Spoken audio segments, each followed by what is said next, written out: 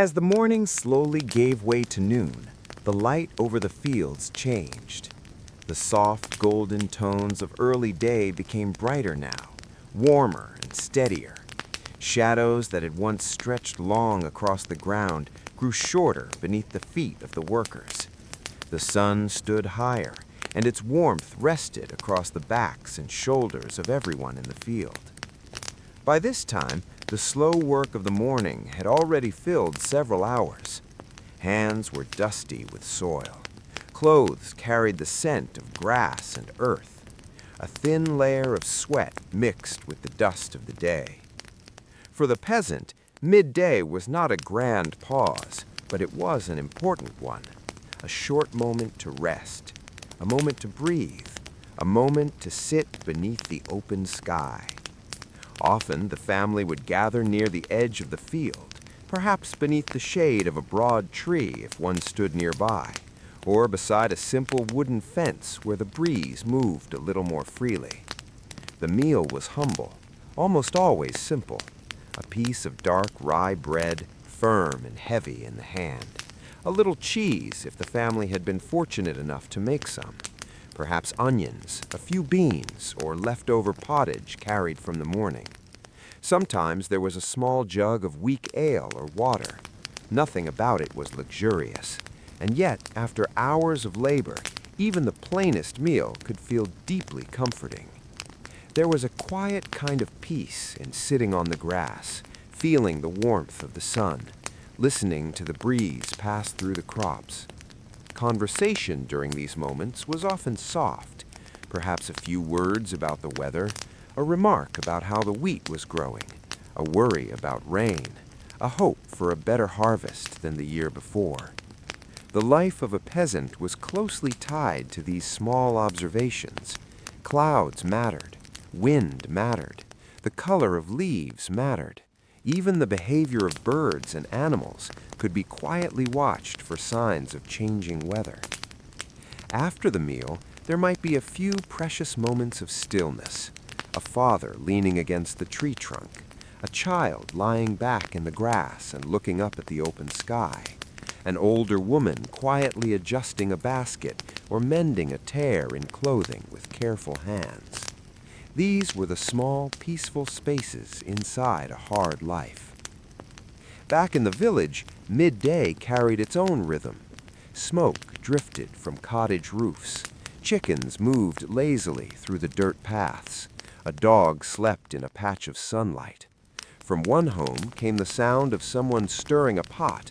From another, the soft knocking of wood being repaired. Not everyone spent the whole day in the fields.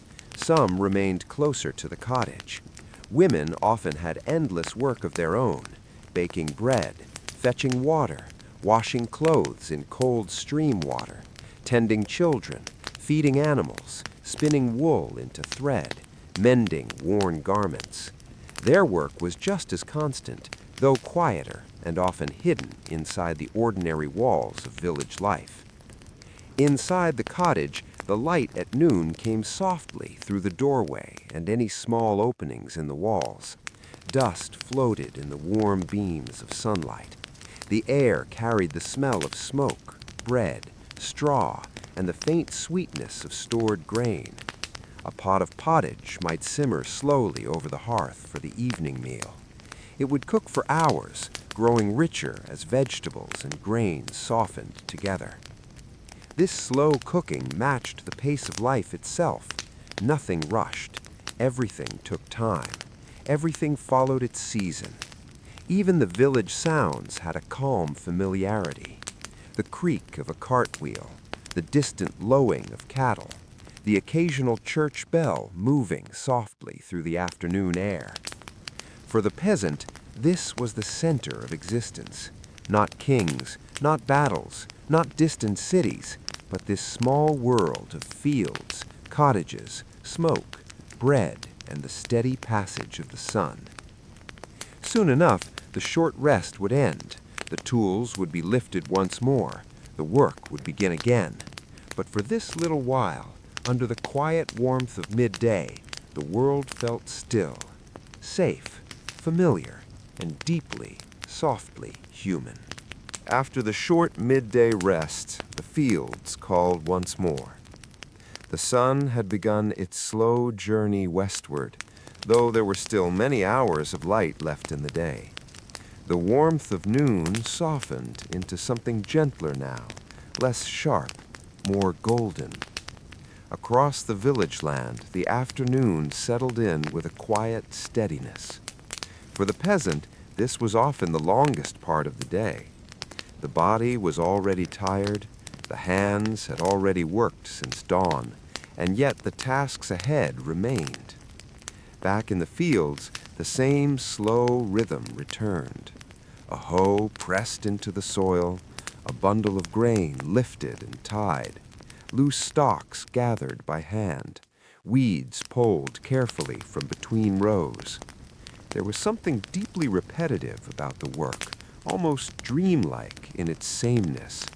The body moved almost from memory. Bend, lift, step, gather, repeat. Sometimes, during harvest season, the afternoon was filled with the soft slicing sound of sickles moving through tall grain. Wheat and barley swayed in the breeze, their tops glowing in the sunlight like pale gold. The air smelled dry and warm. Dust rose lightly from the ground with every footstep. Bits of straw clung to clothing and hair.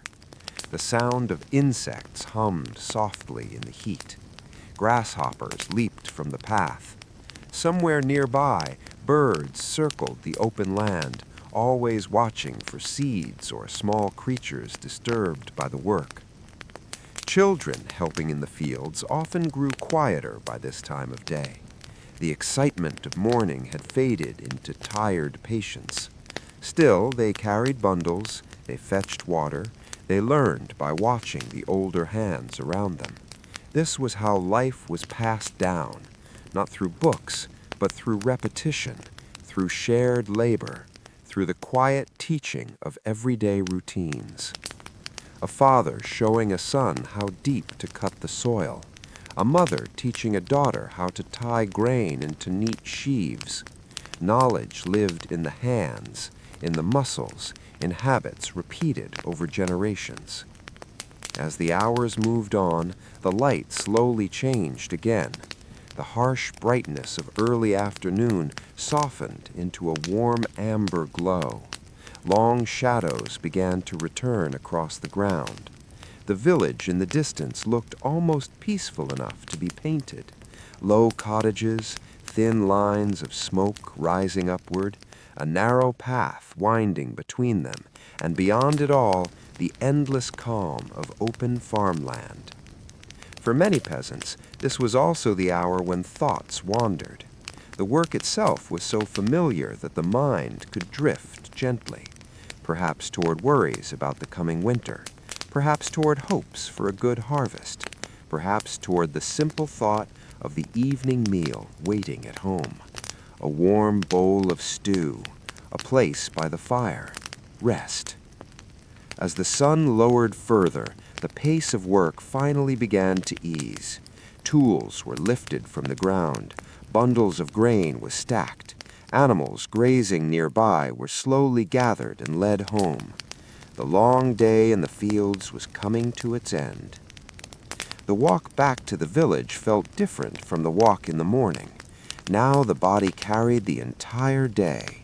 Legs felt heavier, hands were sore, clothes were lined with dust and the scent of dry grass. But there was also comfort in this tiredness. It was the familiar tiredness of honest work, the kind that settled into the bones, but also promised sleep later. As evening approached, the sky turned softer. Blue gave way to pale gold, then orange near the horizon. The fields behind them glowed in the last light. For a moment, everything seemed still. The grain moved softly in the breeze. The birds quieted. The village waited ahead, warm and dim beneath the first hints of dusk. And so, slowly and without hurry, the peasants made their way home. By the time the family returned to the village, The last light of day was already beginning to fade. The sky above the fields had turned into soft layers of gold, gray, and deepening blue. The warmth of the afternoon slowly gave way to the cool breath of evening. A light breeze moved through the narrow dirt paths between the cottages, carrying with it the scent of smoke, dry straw, and the distant sweetness of cut grain. This was often the most comforting part of the day. The work was done. The tools had been set aside. The long hours in the field were finally behind them. As they stepped inside the cottage, the first thing that welcomed them was the glow of the hearth. The fire had been carefully kept alive through the day. Now it burned a little brighter, casting a warm orange light across the walls. The flicker of the flames made the small room feel alive, moving shadows gently across the wooden beams and the packed earth floor. The cottage itself was simple, but in the evening it felt deeply safe. The roof of thick thatch held back the cool night air. The walls, though plain, kept the family gathered close. Inside, the smell of supper slowly filled the room. A pot of pottage simmered above the fire. It was the meal that appeared again and again in peasant life, changing only with whatever the season had offered. Perhaps barley, perhaps peas, perhaps onions, leeks, or cabbage. Sometimes a little meat if the family had been fortunate. The stew cooked slowly, and its warmth spread through the room. Bread was cut into thick slices. Sometimes it was a little stale by evening, but dipped into the warm broth, it became soft again. For a family who had worked since before sunrise, this meal was more than food. It was relief. It was comfort. It was the gentle signal that the day was finally coming to rest. The family gathered close to eat. Children sat near the fire. Older relatives stayed nearest the warmth. Voices were low and tired, but there was a peaceful closeness in these moments. This was the hour for small stories, quiet conversations, simple talk about the weather, about the crops, about a neighbor's cow, about whether rain might come tomorrow. Nothing grand, nothing distant, just the ordinary details of village life. Outside, darkness slowly settled over the land. The fields that had been full of movement all day now rested in silence. The paths between cottages emptied. Only an occasional dog barked in the distance. Sometimes the church bell rang softly through the night air, its sound slower now, almost sleepy. Inside the cottage, the evening chores continued. A torn sleeve might be mended by firelight, a basket repaired, a wooden handle checked for cracks. The women of the household often spun wool into thread, their hands moving with quiet skill even in the dim light. The sound was soft and rhythmic, almost soothing, a slow turning, a gentle pull, the whisper of thread being made. For the children, this was the time when tiredness finally began to settle in. After a day of small tasks and movement, their eyes grew heavy. They leaned close to parents or grandparents, listening to the low murmur of voices and the crackle of the fire. There was something deeply peaceful about these nights, not because life was easy, it was not, but because every part of the day had a familiar place. Morning work, midday rest, evening return, nighttime warmth. The routine itself became a kind of comfort, a quiet promise that tomorrow would begin much the same. As the fire slowly burned lower, the family prepared for sleep. Straw mattresses were laid out. Wool blankets were pulled close. Sometimes several family members slept near one another for warmth, especially in colder months. The cottage grew quieter with each passing moment. The last words of the evening faded. The fire settled into glowing embers. Outside, The village slept beneath a sky full of stars. The fields lay dark and still beyond the cottages, waiting patiently for another dawn. And inside, wrapped in warmth, smoke, and the soft sounds of breathing, the peasant family drifted into sleep, ready to begin the same ancient rhythm again when morning came. As the weeks passed and the harvest season slowly faded into memory, the land itself began to change. The air turned cooler first. At dawn, a sharper chill rested over the fields. The grass no longer bent only with dew, but sometimes with a thin silver layer of frost that caught the first morning light. Trees at the edge of the village began to lose their leaves, one by one, until branches stood bare against the pale sky. For the peasant, winter was not simply another season. It was a test, a patience, a season of waiting, a season of endurance. The fields, so full of movement in spring and summer, now grew quiet. After the crops had been gathered, the open land looked almost empty. The golden waves of grain were gone, replaced by short stubble and dark earth resting beneath a cold sky.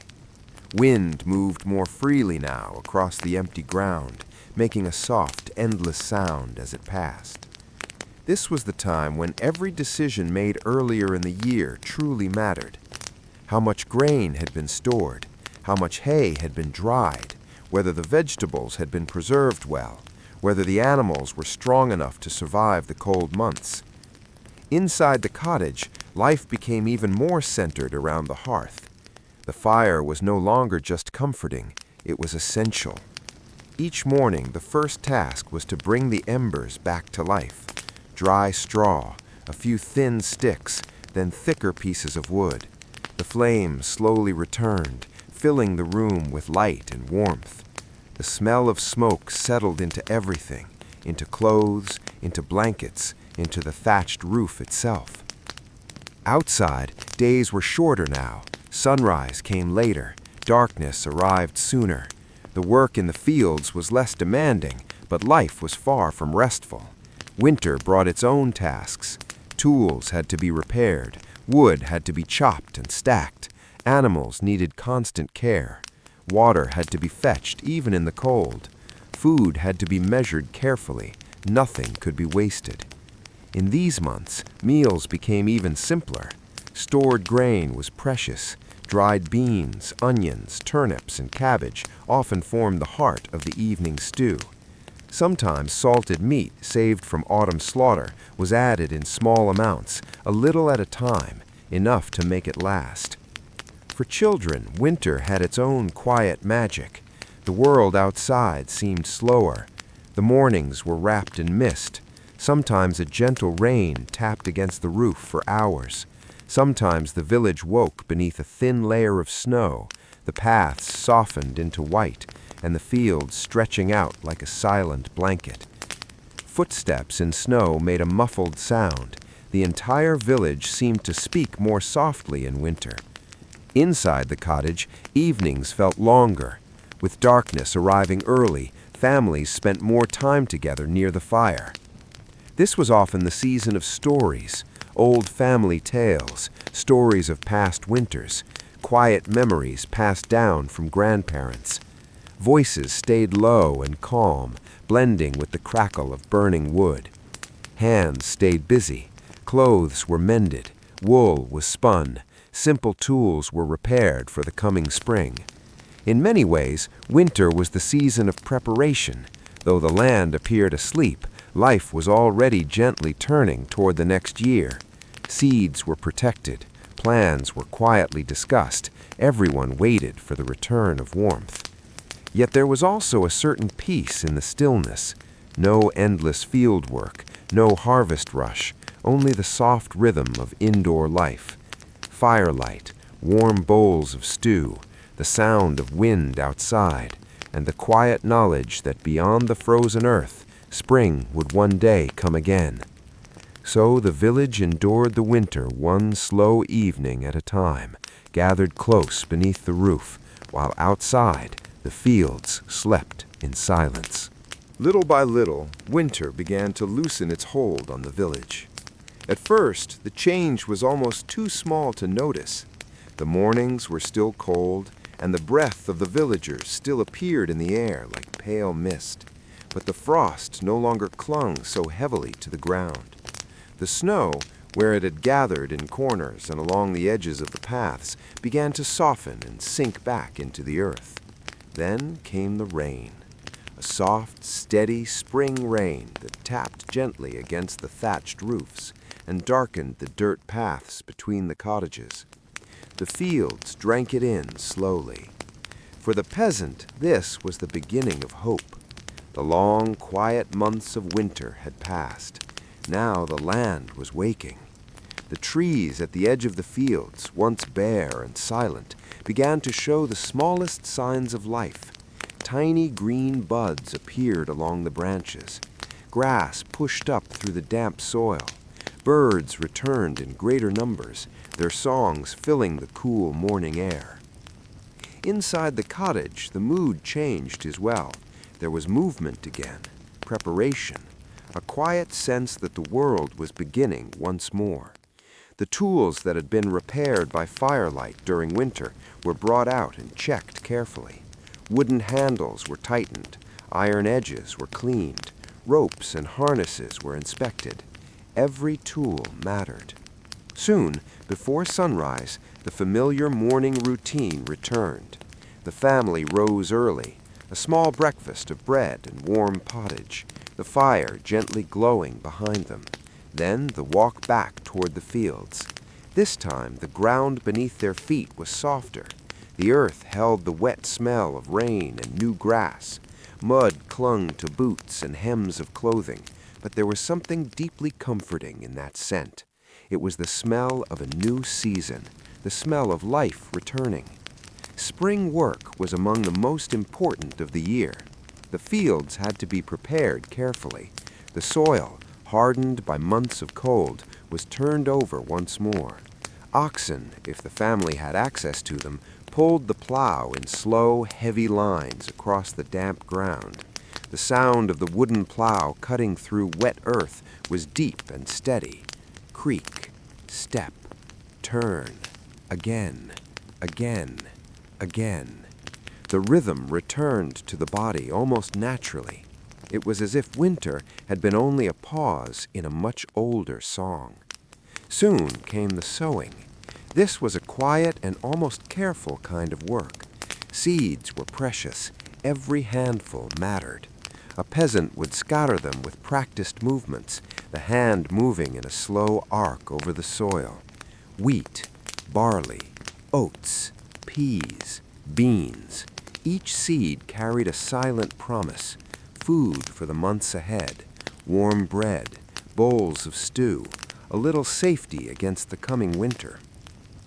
Children often helped with lighter tasks. They walked behind the adults, helping cover the seeds with soil or carrying small baskets from one part of the field to another. The air was cool, but the sun now stayed longer in the sky each day. Light returned to the village. The evenings no longer arrived so early. After the day's work, the paths between the cottages remained touched by the last gold of sunlight. Birds still sang from the trees. The world no longer felt asleep. Spring also brought a certain feeling that was difficult to name. Not joy, exactly. Life for a peasant was still hard, but there was renewal, a sense that time moved in circles. Winter ended. Spring returned. The fields that had seemed empty and silent only weeks before were now full of purpose once again. And so the village began another year, slowly and patiently, with hands in the soil and eyes turned toward the growing season ahead. As spring slowly gave way to summer, the whole village seemed to breathe a little differently. The mornings came earlier now. Before anyone had fully opened their eyes, the first pale light was already slipping across the horizon. Birds began singing while the sky was still soft and gray-blue, and a gentle warmth rested in the air even before sunrise. For the peasant, Summer was the season of long days, very long days. The sun stayed in the sky from early morning until late evening, and nearly every hour of that light was used. By now, the seeds that had been carefully scattered in spring had begun to show their promise. Rows of green stretched across the fields. Young wheat moved softly in the breeze. Barley heads slowly thickened. Pea vines climbed where they had been set. The land no longer looked empty, it looked alive. This was a beautiful sight, but it was also a serious one. Growing crops needed attention every day. Summer brought heat, but it also brought worry.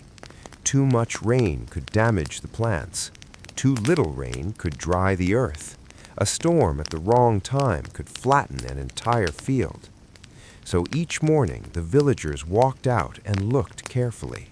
They noticed everything: the color of the leaves, the moisture in the soil, the way the stalks bent in the wind. A peasant's eyes were trained by years of repetition. They could often see small changes long before anyone else would. The work during summer was constant. Weeds had to be removed before they stole strength from the crops. Fences had to be checked. Animals had to be kept away from the fields. Water had to be carried where needed.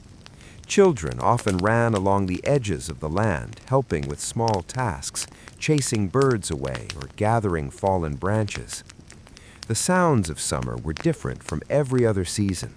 There was the soft humming of insects in the grass, the chirping of birds overhead, the rustle of tall crops moving in waves under the breeze. Sometimes the distant sound of a cartwheel rolling along the village path. Sometimes the laughter of children, softer and lighter than the slow sounds of work. By midday, the heat could settle heavily across the land.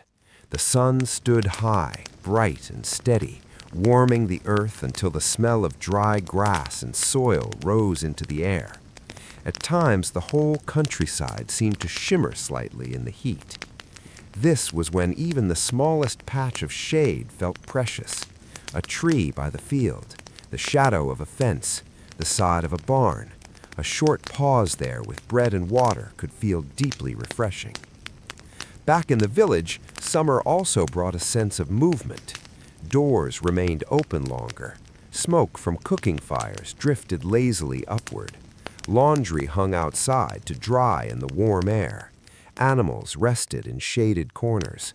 The paths between cottages were dry now, firm beneath the feet after the muddy days of spring. Evenings, too, had their own quiet beauty.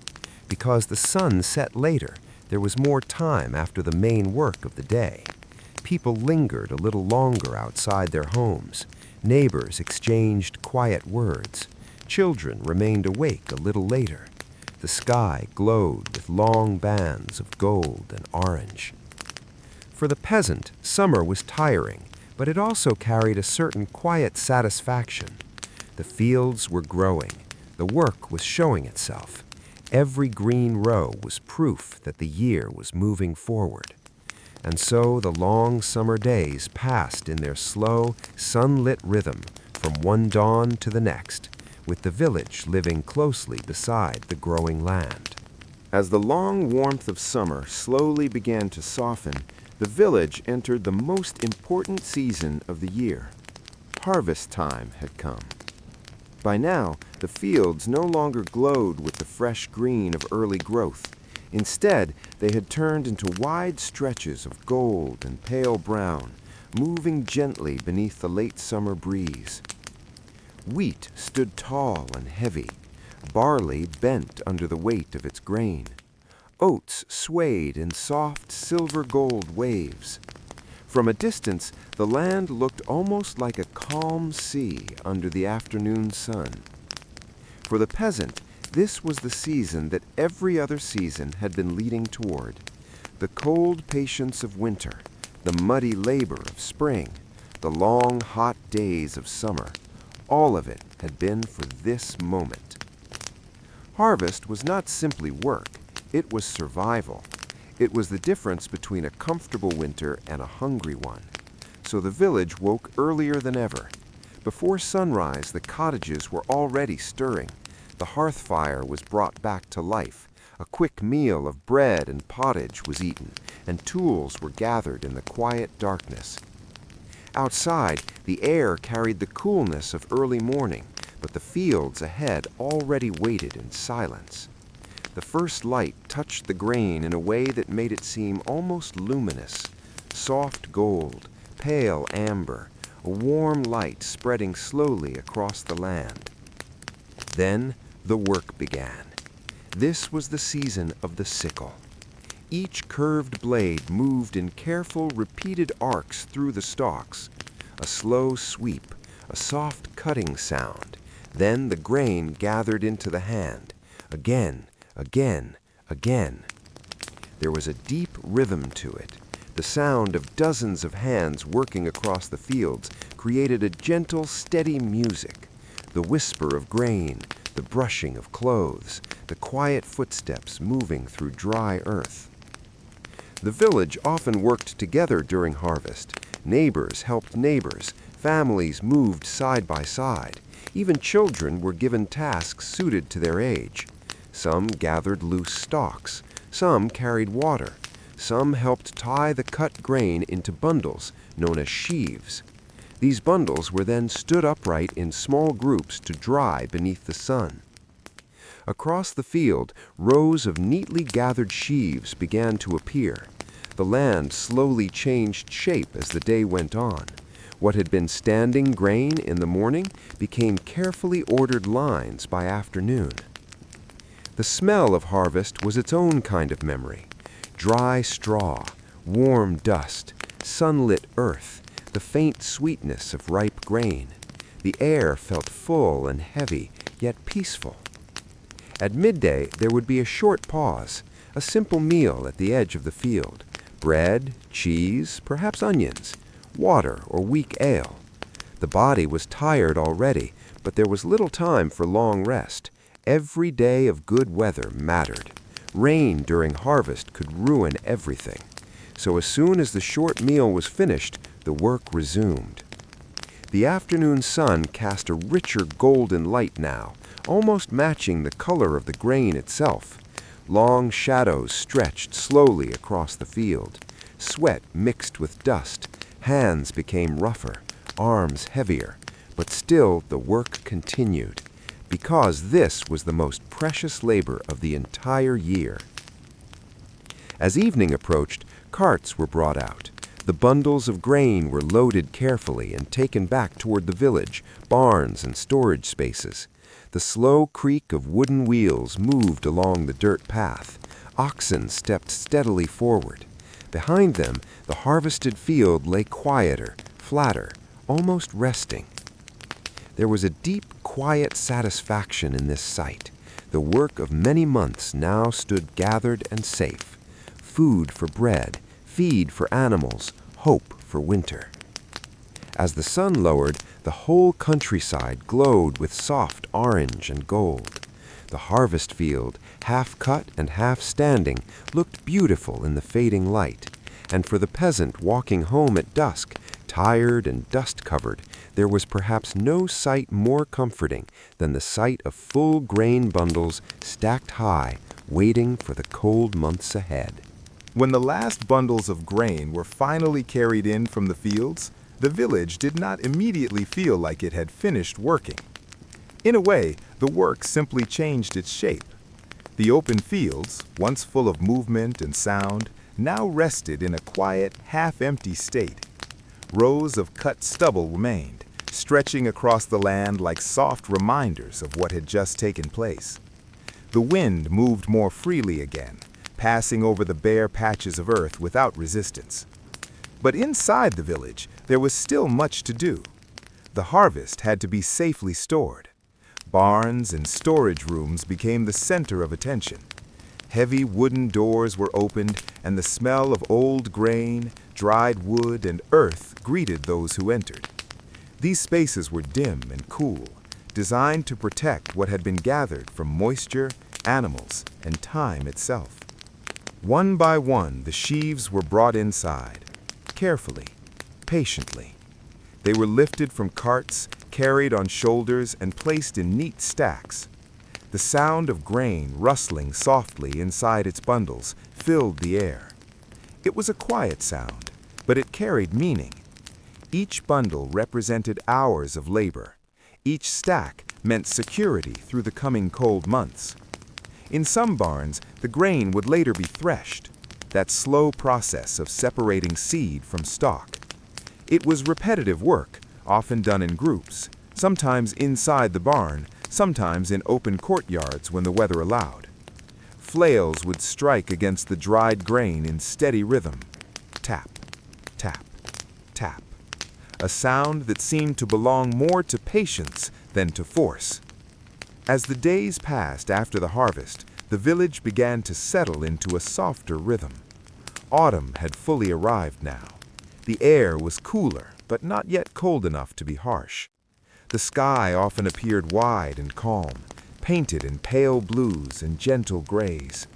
Clouds moved slowly, stretching across the horizon without hurry. Evenings came earlier again. The golden light that once lingered late into summer now faded more quickly, slipping behind the trees and fields sooner each day. Inside the cottages, firelight once again became central to daily life. The hearth was lit earlier in the afternoon. Warmth filled the rooms as the outside air grew sharper. Meals became steady and familiar again. Thick pottage simmering in iron pots. Bread baked and stored for several days. Small additions from the harvest itself. Dried beans, stored onions, preserved vegetables. Everything carefully measured, nothing wasted. Autumn was also a season of repair and preparation. Tools used during harvest were cleaned and checked. Broken handles were replaced. Blades were sharpened and oiled. Clothing worn thin during summer work was patched under firelight. Ropes were rewoven. Wood for winter fires was gathered from nearby forests and stacked neatly beside cottages. The chopping of wood became a familiar sound in the village, a steady rhythm echoing through the quiet afternoons. Chop, pause, chop. The woodpile slowly grew, just as the grain had earlier in the year. Inside the barns, the stored harvest stood like a promise against the coming cold. Outside, leaves changed color and drifted down from trees, covering the paths in soft layers of gold and brown. Children played among them for a while, kicking through piles of dry leaves before being called back indoors as the air cooled. Life was still busy, but the urgency had softened. There was a feeling of completion in the work that had been done, a quiet satisfaction. Not loud joy, just the calm understanding that the year's most important tasks had been fulfilled. As autumn deepened, the village began to turn inward once more. Doors closed earlier in the evening. Smoke rose steadily from chimneys. The fields outside grew quieter each day, waiting for the stillness of winter. And so the peasant life moved gently forward, from harvest's fullness into autumn's calm, preparing once again for the long, quiet months ahead. As autumn slowly gave way to the deeper edge of the year, the village began to change once more. It did not happen suddenly. There was no clear moment when autumn ended and winter began. Instead, it arrived in small, quiet steps. One morning, the grass looked slightly paler than before. Another morning, a thin frost rested on the rooftops and along the edges of the dirt paths, shimmering faintly in the early light. The air itself felt different, sharper, cleaner, quieter. For the peasant, these changes were familiar, almost expected. They came every year, like an old rhythm returning. The fields, now fully empty after harvest, seemed to withdraw into themselves. The soil darkened. The wind moved more openly across the land, and the village, once surrounded by growing crops, now stood in a wide space of rest. Inside the cottages, life began to tighten around warmth and shelter. The hearth became even more important than before. Firewood, carefully gathered and stacked during autumn, now proved its worth. Each log placed into the fire was part of survival. Heat was not taken for granted. It was maintained, protected, and shared. Morning routines became slower. The air inside the cottage was often filled with smoke and the soft scent of burning wood. People moved closer to the fire when they could. Children stayed indoors more often. Animals, too, were kept nearer to shelter. Every living thing in the village adapted to the cold. Outside, the world grew quieter. Paths that had been busy during harvest now saw fewer footsteps.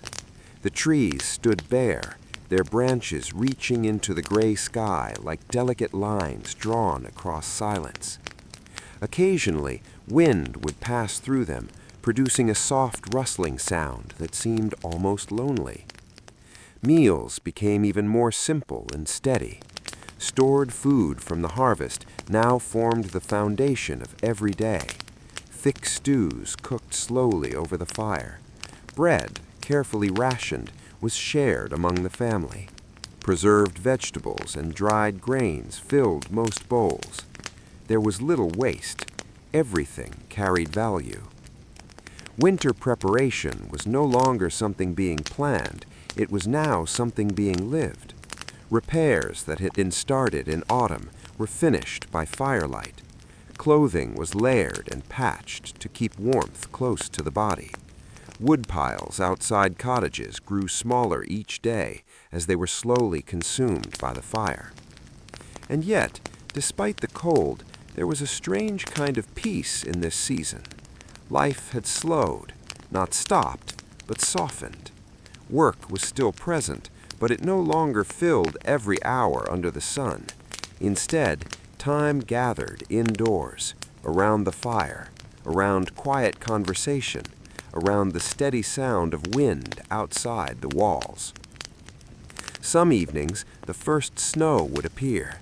At first, only a few flakes drifting gently through the air like soft white ash. Then, sometimes overnight, the village would wake to a world covered in silence. The ground turned white. Paths softened. Sounds became muffled, as if the world itself was wrapped in cloth. Footsteps no longer cracked against dry earth, but sank gently into snow. Even light seemed different in such mornings. It reflected softly, turning the entire landscape into a pale, glowing calm. Inside the cottage, the fire felt even warmer against the cold beyond the walls. Families gathered closer. The day's work, when it came, was slower and more careful. Tending animals, repairing small tools, keeping the fire alive, listening to the wind outside.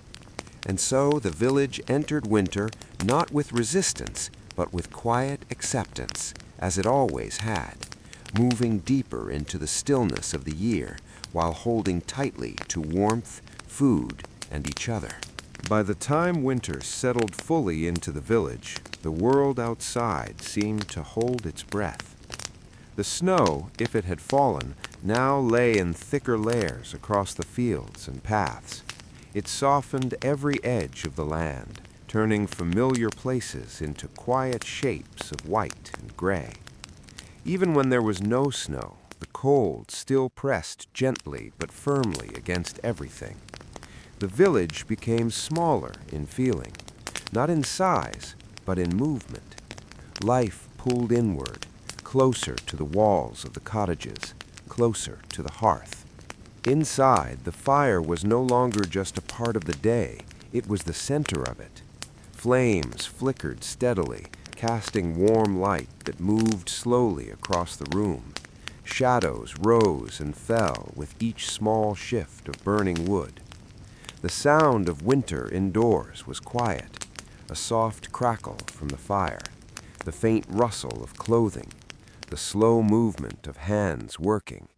and sometimes the distant, almost hollow sound of wind pressing against the outer walls.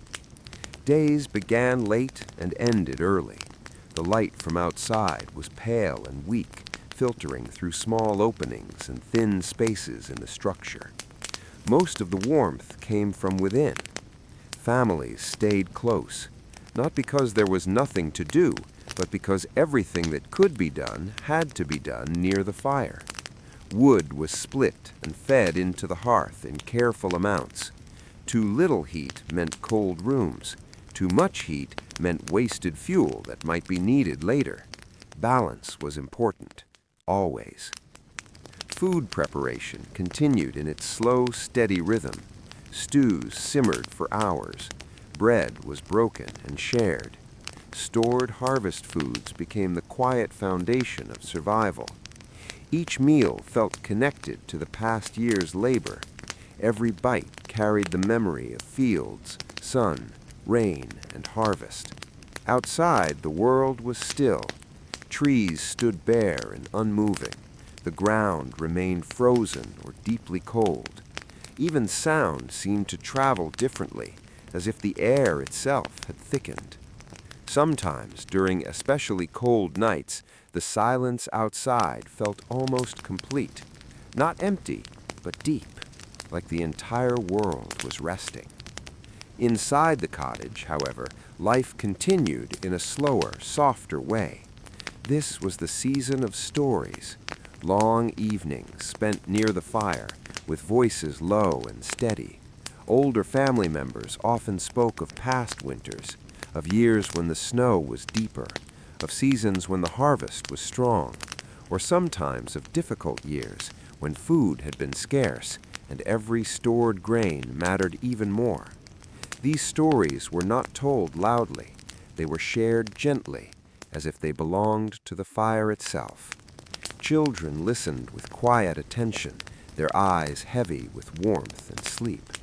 Sometimes they would lean against an adult's shoulder, half listening, half drifting into dreams. Outside, the wind might rise and fall, a soft reminder that the world beyond the walls still existed, but it felt distant now, very far away. Evening routines in deep winter were simple. Secure the door, check the fire, ensure animals were safe and warm, settle close together for the night. Sleep came early, and it came deeply, because in winter, rest was part of survival too. As the fire slowly dimmed into glowing embers, the cottage became a small pocket of warmth in a vast cold world.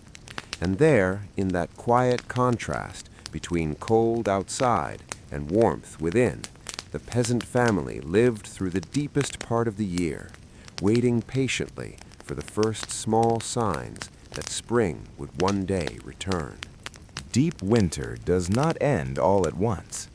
It loosens its grip slowly, almost carefully, as if it is not ready to let go. At first, the change is only felt in small ways. The wind outside is still cold, but it is no longer as sharp against the skin.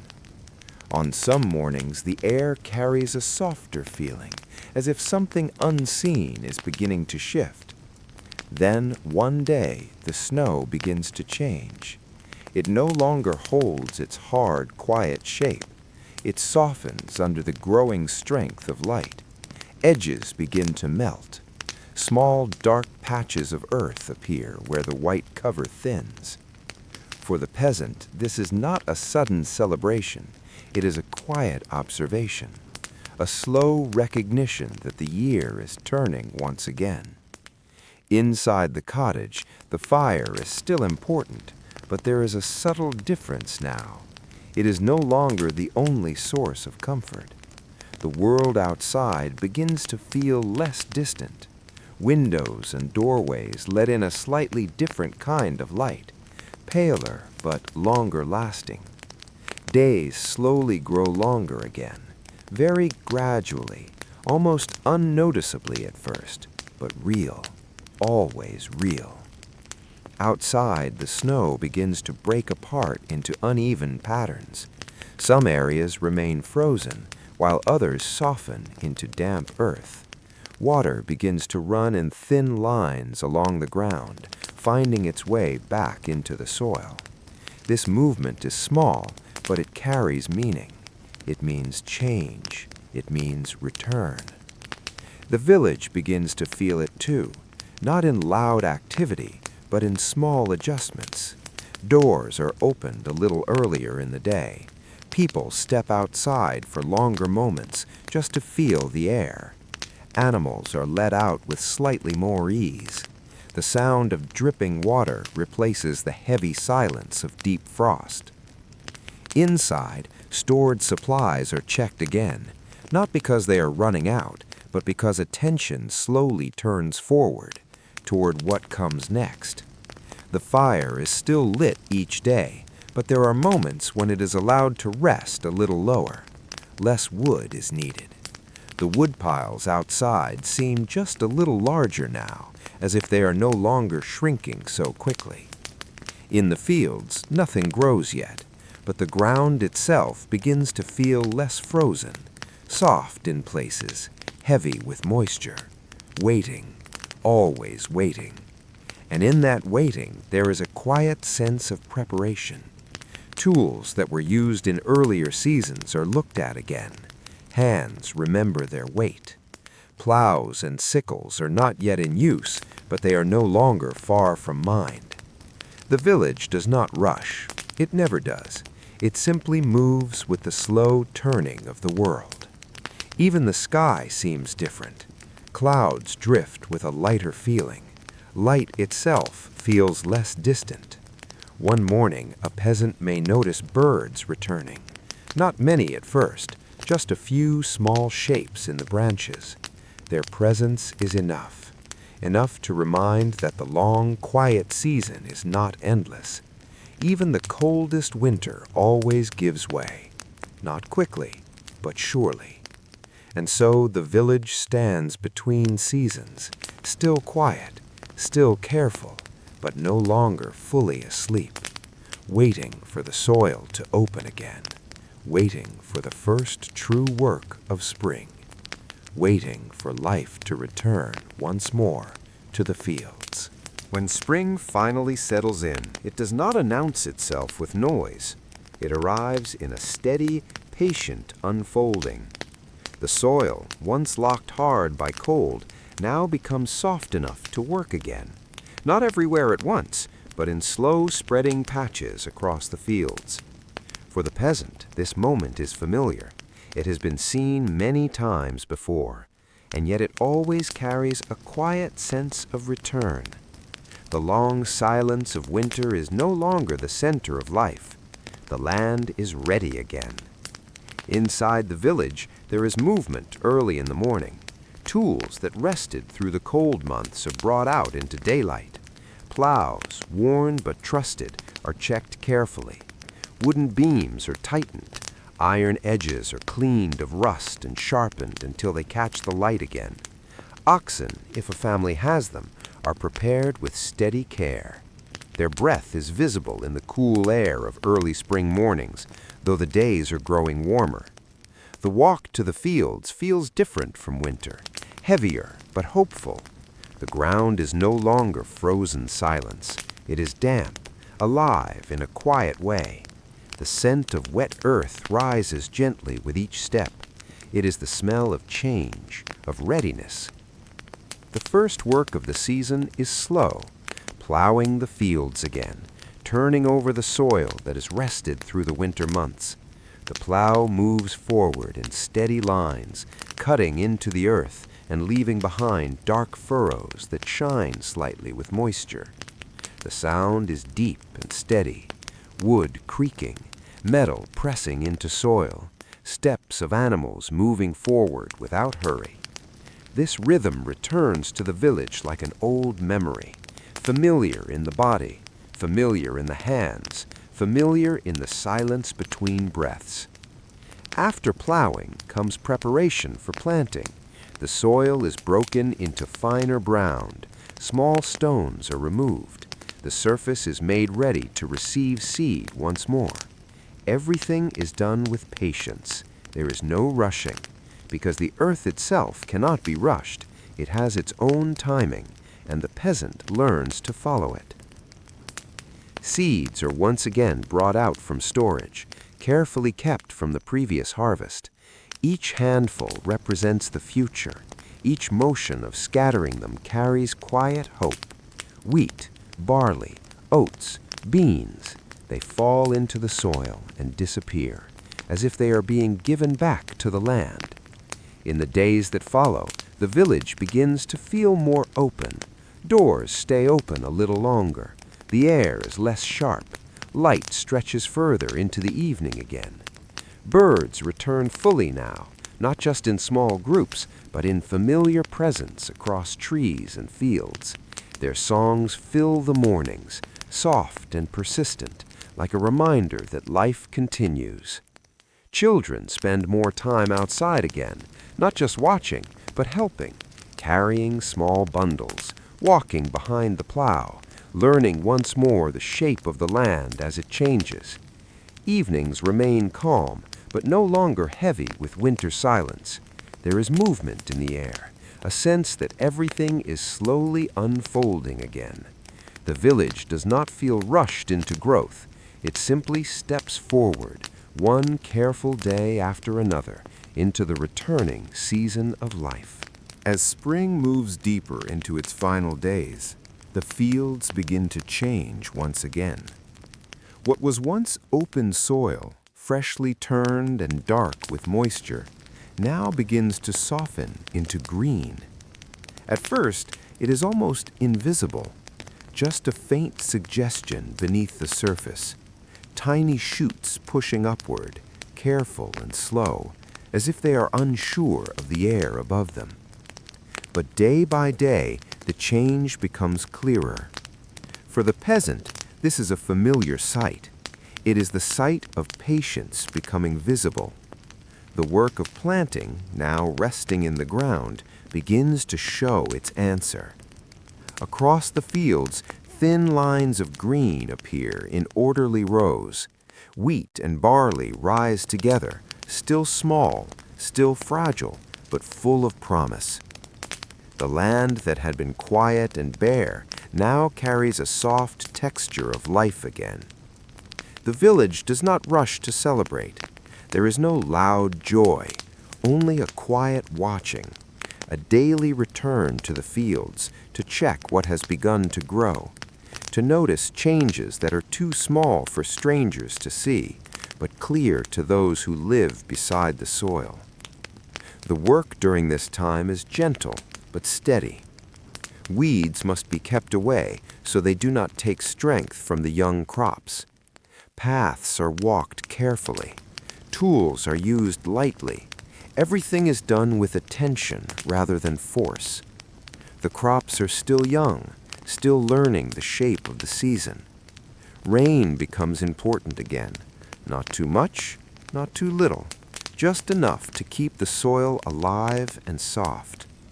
When it falls, it comes in quiet waves across the fields, darkening the earth and giving it a deeper smell. On clear days, the sun now feels warmer. It stays longer in the sky. Shadows shorten again, slowly returning to the rhythm of the growing year. In the village, daily life becomes steadier. The intense preparation of early spring fades into a more balanced routine. There is still work, but it is no longer the heavy return of plowing season. Instead, it is maintenance, care, observation. Inside the cottages, life follows the same gentle shift. Firelight is still used, but less urgently than in winter. Meals begin to include early signs of the new season, fresh greens from small gardens, simple additions from the growing land. Everything remains modest, but there is a feeling of progress in even the smallest change. Children spend more time in open spaces again, walking along field edges and watching the crops grow taller each day. They learn the slow patience of waiting, that growth cannot be forced, only supported. Evenings become more peaceful as daylight lingers.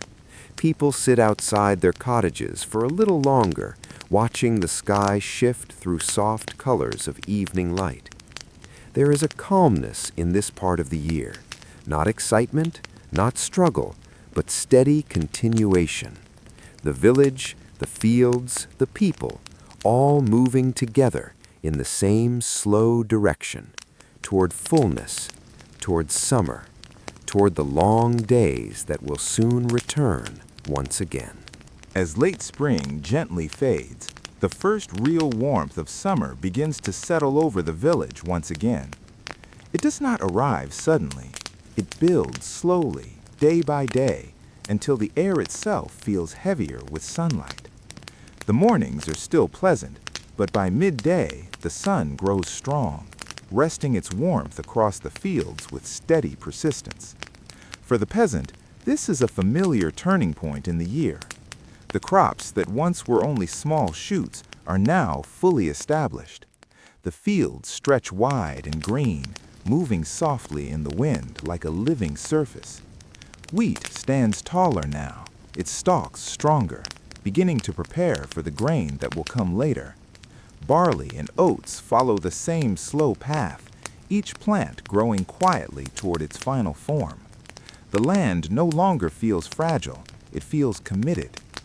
During early summer, the work changes again. It is no longer about planting or heavy preparation. Now it is about care and protection. The fields must be watched closely. Weeds still appear, trying to take space and strength from the crops. They are removed carefully, one by one, without disturbing the growing plants. The rhythm of the days becomes steady once more. Morning walks to the fields, careful inspection of the crops, small tasks that keep everything in balance. Then a return to the village for midday rest, and again back to the fields in the softer light of afternoon. The sun now stays longer in the sky. Evenings arrive late, with warm golden light spreading across the land. Shadows stretch slowly and gently over the earth. The air carries the scent of growing grain, dry grass, and sun-warmed soil. It is a deep, natural smell that belongs only to this part of the year. Inside the village, life feels a little lighter than in earlier seasons. There is still work, but it is no longer harsh or urgent. People move with a calmer rhythm. Doors remain open. Voices travel softly between homes. Children play outside longer, running along paths that are now dry and firm beneath their feet. The sound of insects becomes part of the daily life background, a constant soft hum in the air. Birds still move across the fields, but now they share the space with the growing crops rather than empty soil. Inside cottages, meals reflect the season. Simple food remains the center of life: bread, grains, and whatever small additions the land offers. Sometimes fresh greens from small gardens or nearby patches of earth. Everything remains humble, but there is a quiet satisfaction in the stability of it all. As summer begins to deepen, the fields reach a stage of fullness, not yet harvest, but close to it in feeling. The plants stand tall and steady. The village looks out over them each day with calm attention, knowing that the cycle is now moving toward its peak once more. And in this steady growth, there is a peaceful reminder that life in the village is always moving, slowly, naturally, from seed to green, from green to gold, and back again through the endless rhythm of the seasons. As summer reaches its deepest point, the village begins to feel a subtle change in the air. The fields are no longer just growing, they are approaching something final for this stage of the year. The wheat and barley now stand tall and heavy, their green slowly shifting into softer shades, hinting at the gold they will soon become. For the peasant, this is a time of watching more than doing. The work is still present, but it is quieter now, less about shaping the land and more about waiting for the land to finish what it has begun. Each day, the fields are checked carefully. the strength of the stalks, the weight of the grain inside, the color slowly changing under the sun. Everything is observed with patient attention because this stage of the season carries uncertainty. Too much rain can bend the heavy crops. Strong wind can break them. Storms arriving at the wrong moment can undo months of careful growth. So the sky is watched as closely as the fields. Clouds moving in the distance, changes in wind direction, the feel of humidity in the air before evening, all of it becomes part of daily awareness. Summer heat is stronger now. The midday sun rests heavily over the land, pressing warmth into the soil. The air sometimes feels still, as if the world is holding itself in place. Even sound seems softer during the hottest hours of the day. Work continues, but it is measured. Weeds are still removed where they appear. Paths are maintained. Animals are kept away from the ripening grain. But there is no rush, only care, only patience. In the village, life moves in a slow, steady rhythm. People speak often about the coming harvest, but not with excitement, with caution, with respect for what the season still holds. Inside the cottages, preparations quietly continue. Tools are checked again, sickles are looked over, ropes and baskets are repaired in advance. Everything is made ready without haste, because everyone knows that when harvest begins, there will be no time for delay. Occasionally, summer storms arrive. They come suddenly, darkening the sky and shifting the mood of the village. Wind moves across the fields, bending the crops in wide, flowing waves. Rain falls in heavy, steady sheets, soaking the earth and filling the air with the deep scent of wet soil. After the storm passes, the village steps out quietly to check the fields, to see what has changed, to ensure that the growing grain still stands strong. Sometimes the damage is small, sometimes it is more serious, but always there is a return to care, a return to attention. As the days continue, the color of the fields slowly deepens. Green begins to fade. Gold begins to appear. Not fully yet, but enough to be noticed, enough to change the feeling of the land. The village understands what is coming. Harvest is approaching again, the moment that will bring together all the quiet work of the year.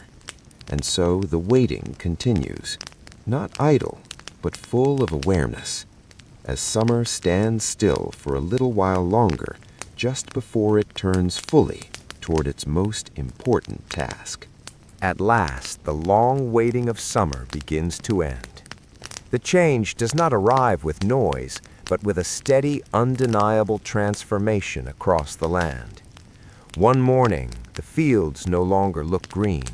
They look golden, a soft, deep gold that spreads across the village like a quiet wave reaching its final shore. For the peasant, this is the moment everything has been leading toward since the first cold days of winter. The crops now stand fully ripened, heavy with grain, bowed slightly under their own weight, moving gently with the winds like a slow sea of light. There is a calm seriousness in the air. Harvest is not yet begun, but it is now very close. The village wakes earlier again. Before sunrise, there is movement in the cottages. Firelight returns to early morning hours. Simple food is eaten quickly but carefully. Tools are gathered with familiar hands, and then the walk toward the fields begins once more. This time, everything feels different.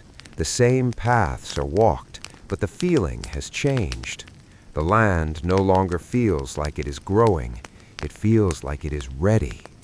Across the fields, the golden grain stretches in every direction. It bends slightly under the morning breeze, as if acknowledging the people who have cared for it all year. Then the work begins again. The sickle returns to the hand. Its curved blade moves through the stalks with careful rhythm, cutting, gathering, binding, Sheaf after sheaf begins to form once more. But now there is a different feeling in each motion, a sense of completion rather than preparation. The sound of harvest fills the fields, a soft, steady pattern of movement shared by many hands. The rustle of grain, the brush of dry stalks, the quiet steps moving through the rows. Families work together as they always have, side by side, neighbor helping neighbor, generations working in the same soil their ancestors once worked. Children carry smaller bundles, adults guide the cutting. Older hands move with practiced ease, knowing exactly where to cut and how to gather. By midday, the fields begin to transform again. What once stood tall is now gathered into ordered lines of sheaves. The land slowly becomes emptier, but also safer, as if it is finally releasing its long-held breath. The sun moves across the sky, golden light blending with the golden grain below. Everything feels connected in color and motion. Even the air seems warm with completion. There is fatigue in the work, deep and honest, but there is also quiet satisfaction, because every cut stalk represents a full cycle fulfilled. Every bundle carried away is the result of a year's patience. As the day ends, carts begin to move once more along the village paths. Loaded with grain, they creak softly as they travel back toward barns and storage. The sound echoes gently through the evening air. Behind them, the fields rest in a half-changed state, some areas fully cut, some still standing, all glowing in the last light of the day. And as the sun lowers once again toward the horizon, the village walks home with the familiar weight of harvest in their bodies. Tired, dust-covered, but quietly content, because the land has given what it promised, and the year has once again reached its most important moment of completion. When the last carts of grain finally disappear into the barns, something gentle settles over the village. It is not silence exactly. It is more like a soft easing of tension. The long work of the year has been completed, and now there is only the calm aftermath. The fields outside slowly return to stillness. Stubble remains where tall grain once stood. The ground looks open again, resting under the wide sky. The wind moves freely across it, no longer shaped by rows of crops. For the peasant, this moment carries a quiet understanding. The year has turned fully. What was planted has been gathered. What was waited for has been received. Inside the village, life becomes gentler. There is still work, but it is no longer heavy in the same way. Repairs are finished. Tools are cleaned and stored. Homes are prepared for the coming colder months ahead. The rhythm slows again, not into winter silence yet, but into a softer autumnal-like calm. Evenings feel longer. People spend more time near their doorways, watching the sky change color as the sun lowers. There is talk, but it is quieter now. Less about urgency, more about memory, about how the season passed, about how the fields looked in different months, about the small moments that made up the long work. Inside the cottages, firelight returns gently in the evenings, not out of necessity alone, but out of habit and comfort. Meals are steady and familiar once more. Food from the harvest is now stored safely. It becomes the quiet foundation of daily life. And there is a sense of security in that, a deep, simple security that comes not from abundance, but from having enough. Children play near the edges of the village paths. Their laughter carries softly through the cooling air. They do not think of cycles or seasons. They simply move through them, as all life in the village does. Days pass without urgency. The fields remain quiet, resting after their long effort. Occasionally, a farmer will walk out just to look, to stand for a moment in the open space, to feel the wind, to remember the work that has been done there, and then to return home again, slowly, without hurry, because there is always another year coming, another winter of waiting, another spring of return, another summer of growth, another harvest waiting quietly in the future. This is the rhythm that has always been there, not beginning, not ending, just continuing, like the turning of the earth beneath the sky, like the passing of light across the fields, like the steady breath of time itself. And so the village rests in that understanding, that nothing is truly finished, only transformed, only carried forward into the next quiet circle of days. The night is quiet now. Somewhere beyond the darkness of the room around you, beyond the walls and windows of the present, there is another world waiting very patiently. It is a world of soft earth paths and low gray skies, of fields breathing in the cool mist of morning, of distant church bells moving through the air like gentle ripples across still water. Tonight, we drift there slowly. There is no need to hurry. Imagine the first light of dawn arriving over a medieval village. The sun does not leap into the sky.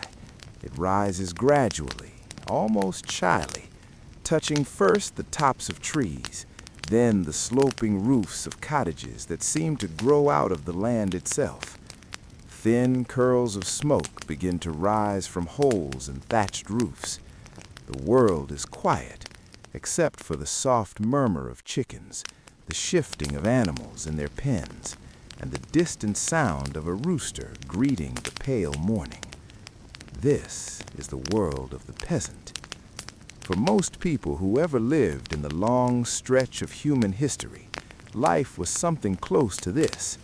It was a life tied to the soil beneath the feet, to the turning of the seasons, to rain and wind, and the uncertain kindness of the harvest. A peasant's life was not written in grand books. It was rarely painted in portraits. Kings and queens filled the pages of history, but the people who worked the land remained mostly in the quiet spaces between those pages. And yet, their days were full of work, yes, but also full of small rhythms, familiar routines, repeated motions that became almost like prayer. A peasant usually woke before sunrise. There was little choice in this.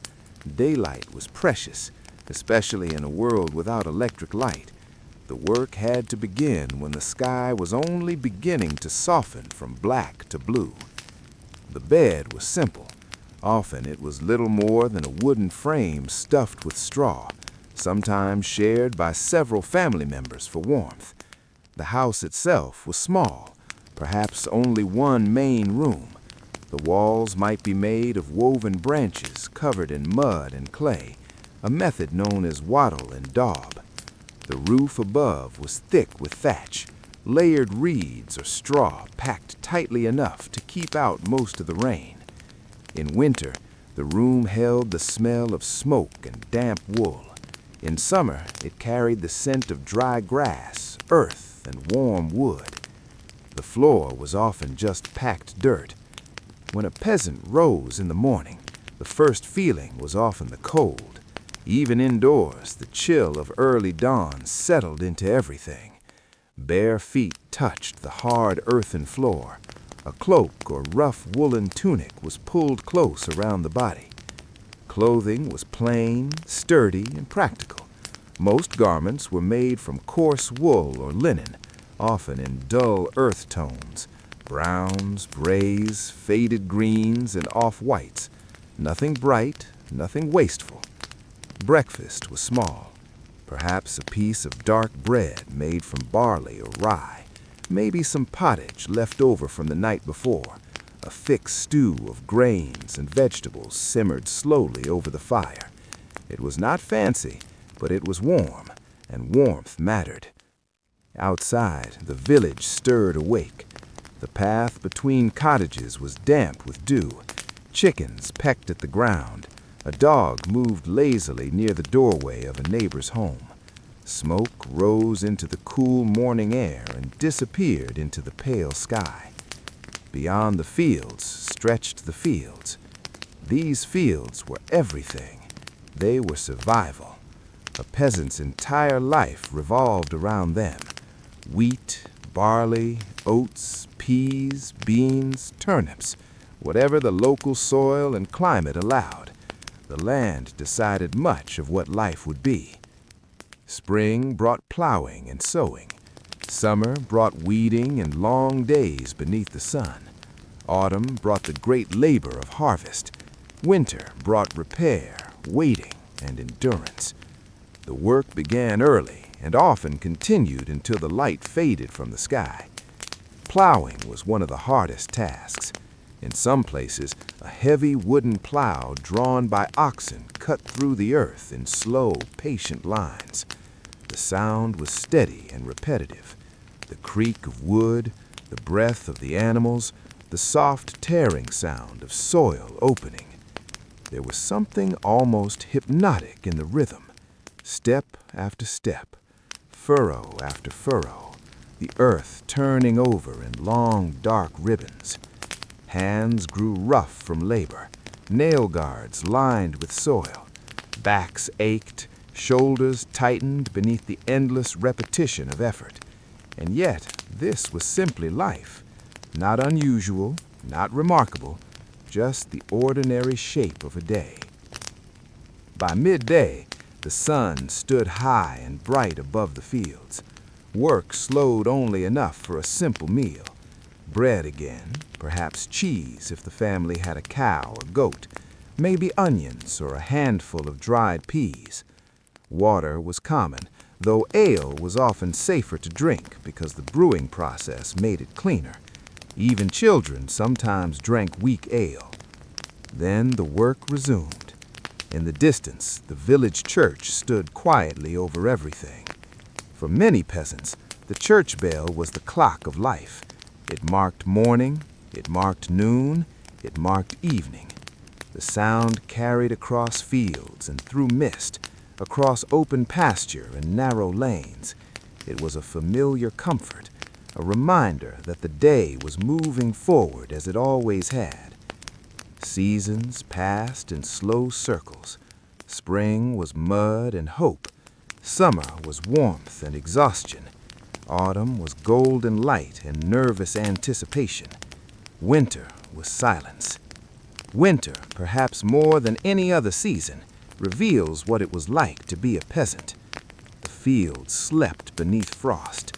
The mornings were dark and slow to brighten. Smoke hung low over the village, and the world seemed quieter, as if even sound moved more carefully through the cold air. Inside the cottage, the family gathered close to the fire. The fire was the heart of the home. Meals were cooked there, stories were told there, clothes were dried there, hands were warmed there. Sometimes tools were repaired in the flickering orange light, a wooden handle replaced, a broken basket rewoven, a torn garment mended stitch by stitch. These small acts filled the dark months. At night, the wind brushed softly against the thatch overhead. Sometimes rain tapped in gentle patterns. Sometimes snow settled in complete silence. In those quiet hours, life must have felt very small and very close. The family, the room, the fire, the faint breathing of sleeping animals nearby. For many peasants, animals lived close to the home, sometimes even in the same structure, separated only by a partition. Their warmth helped against the cold. Cows, goats, chickens, pigs, Each animal mattered. A cow meant milk, a hen meant eggs, a pig meant precious meat later in the year. Loss of even one animal could be serious. This closeness to animals, weather, and land made life deeply physical. Everything could be felt. The dampness of rain-soaked clothes, the sting of cold fingers, the warmth of fresh bread, the smell of cut hay, the softness of wool blankets, the roughness of wooden tools. History often speaks in wars and crowns, but the peasant's history was made of mornings like these. A loaf cooling by the fire, a child asleep in the corner, a father returning from the field with mud on his boots, a mother stirring a pot slowly in the dim light, the long sound of wind over empty winter ground.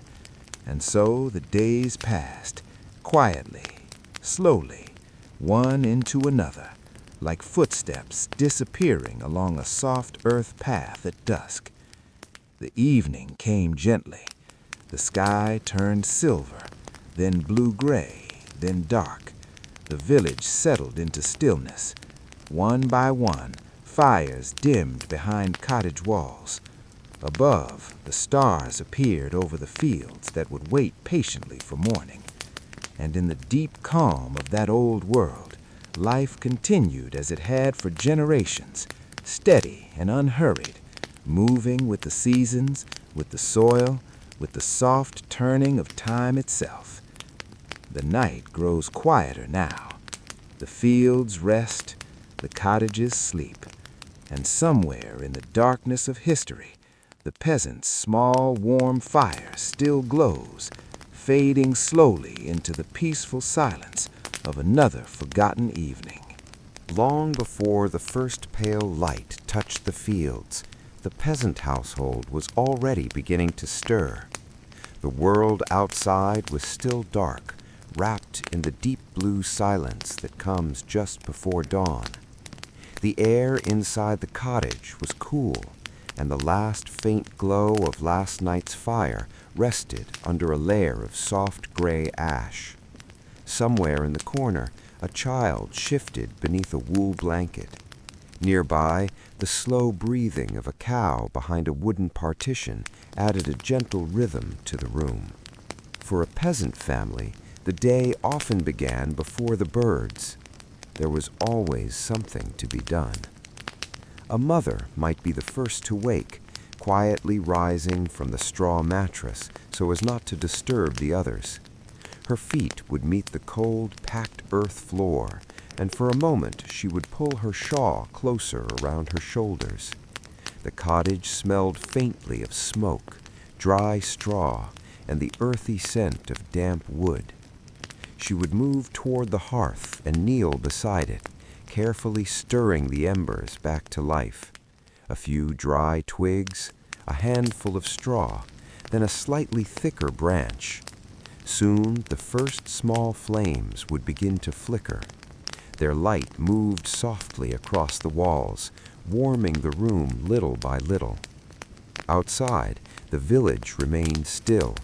The fields beyond the cottages lay hidden under darkness and morning mist. A narrow dirt path ran between the homes, worn smooth by years of footsteps, wagon wheels, and animal hooves. This was not the kind of life that changed quickly. One morning often felt very much like the one before it, and yet every day had its own quiet mood. Some mornings came with the gentle tapping of rain against the thatched roof. Some arrived with the whisper of wind, some with complete silence. In winter, frost might cling to the edges of the doorway. In spring, the smell of wet soil would drift in from outside. Slowly, the rest of the family would wake. A father already thinking of the fields, children rubbing sleep from their eyes, an older grandparent sitting close to the fire for warmth. Breakfast was simple and familiar. A bowl of pottage warmed over the hearth, dark bread cut into thick pieces, perhaps a little milk if the cow had given enough. Nothing was wasted. Every crumb mattered. Meals were not about variety. They were about comfort, habit, and survival. And in that small, quiet room, with the first firelight of the morning and the darkness still pressing softly at the door, life moved forward in its calm and ancient rhythm. When the first line of dawn finally appeared across the horizon, the father and older children would step outside. The cold morning air touched the skin immediately. Mist rested low over the fields. Grass bent beneath droplets of dew. Far away, a church bell began to ring. Slow, measured, familiar. It was the sound that marked the beginning of another day of work, another day close to the earth. And so, with tools in hand and the village slowly waking behind them, they walked toward the fields as the sky turned from dark blue to soft gray. The day had begun again. By the time the sun had fully risen above the horizon, the village was now awake. A pale golden light spread slowly across the land, touching the tops of the cottages first, then moving gently across the open fields beyond. The morning mist that had rested over the grass began to lift in soft white layers, drifting away with the first light breeze. For the peasant, this was the true beginning of the day. The walk to the fields was quiet. The dirt path beneath their feet was still damp from dew, and each step made a soft sound against the earth. Around them, the countryside felt endless in its calm simplicity. Low fences of wood and woven branches marked the edges of small plots. Beyond them lay larger open fields stretching in long strips across the land. Each family often worked narrow sections of land, strips that had been tended by parents and grandparents before them. The soil was familiar. Every rise in the ground, every patch where crops grew stronger, every place where rainwater tended to gather. A peasant knew the land the way another person might know the rooms of a home. In spring and summer, the work began almost immediately. Tools were simple but essential. A wooden hoe, a sickle with a curved iron blade, a heavy plow if oxen were available. The sound of work was slow and repetitive, metal against earth, the rustle of grain in the wind, the quiet footsteps of people moving between rows. Sometimes there was very little conversation, not because anyone was unhappy, but because the work itself required steady focus, and because silence was simply part of the morning. The sun climbed gradually higher. Its warmth settled over shoulders and backs already bent toward the ground. Hands moved again and again in the same careful motions, pulling weeds, turning soil, checking the crops, repairing broken sections of fencing. The work had a rhythm to it, almost like breathing, slow, steady, unchanging. Children old enough to help would often be nearby. They might carry water, gather loose bundles of cut grain, scare birds away from the crops. Even the youngest learned early that life in the village depended on everyone doing their part. Above them, the sky widened into a clear morning blue. Birdsong drifted over the fields. Sometimes a lark could be heard high above, its song small and distant, almost floating in the air. At times, the only other sound was the breeze moving through the grain. There was something deeply peaceful in that sound, a soft whisper passing across hundreds of stalks at once, like waves moving over a quiet sea. For the peasant, mornings in the field were both ordinary and deeply important. Every hour of labor meant food later. Every careful movement carried the quiet hope of a good harvest. Because life was uncertain. Too much rain could ruin the crops. Too little rain could do the same. An early frost, insects, illness among the animals, any of these could change the entire year. So the work was done with patience, with repetition, with the understanding that survival often depended on details too small to notice at first glance. By mid-morning, the sun had warmed the earth enough for the smell of soil and grass to rise into the air. It was a rich, natural smell, freshly turned dirt, dry straw, green leaves, sometimes the faint sweetness of wildflowers at the edge of the field. Hours passed this way, quietly, one task flowing into the next. The village behind them now seemed distant, marked only by the faint line of smoke rising from cottage roofs. And still they worked, because this was life, simple, demanding, and steady as the morning sun itself.